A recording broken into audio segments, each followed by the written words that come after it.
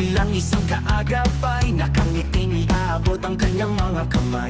Binibiktima ang mga wangmalay, ayuda sa iyo ay iaalay. Nag-aalok ng kalinga, pera at iba pa, lahat naman ito hindi galing sa kanya. Kinakasangkapan ang kapangyarihan, para mga tao kayang-kayang suhulan. Huwag kang mahuhulog sa patibong, huwag mong tanggapin ang lason. Alright, yan. Magandang araw mga kabatas natin at welcome sa isang mga lecture. Mga kabatas natin, huwag kayong mahuhulog sa patibong at huwag niyong tanggapin ang lason. Mga kabatas natin, alam niyo kung bakit.